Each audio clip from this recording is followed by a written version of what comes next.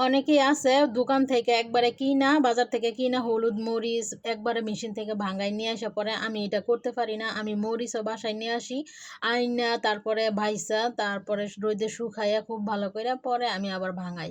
আর এই যে বাসার হলুদ প্রায় শেষ হয়ে গেছে, যাইবো আর অনেকদিন। তারপরে অনেক আগে থেকেই আমি নিয়ে আসছি, যেহেতু রোদ আছে, অনেক অনেক প্রচুর রোদ আছে। এর জন্য আমি ২ কেজি হলুদই লাগে আমার বছরে ২ কেজি হলুদ হলেই হয়ে যায়। আর দেখেন হলুদের মধ্যে যে কত ময়লা, আমি সবসময় ওই হলুদটা এইভাবে সুন্দর করে ধুয়ে নিই।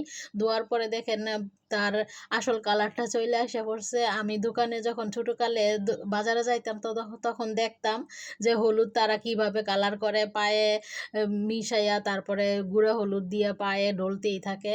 আমি নিজ চোখে দেখছি, এর জন্য আমি ওই থেকে কোনো দিন আমি হলুদ আর বাজার থেকে ডাইরেক্ট ভাঙায় নিয়ে আসি না। আমি বাসায় আনি, বাছি, ধুই, রোদে শুকাই, তারপর আমি হলুদ ভাঙাই।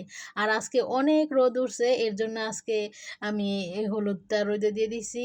খুব তাড়াতাড়ি শুকাই যাবো। যে পরিমাণ রোদ আমার বারিন্দার মধ্যে দিলে মানুষই শুকাই যাবে, বারিন্দার দাঁড়ানো যায় না, এত তাপ। অনেক রোদ উঠছে আজকে।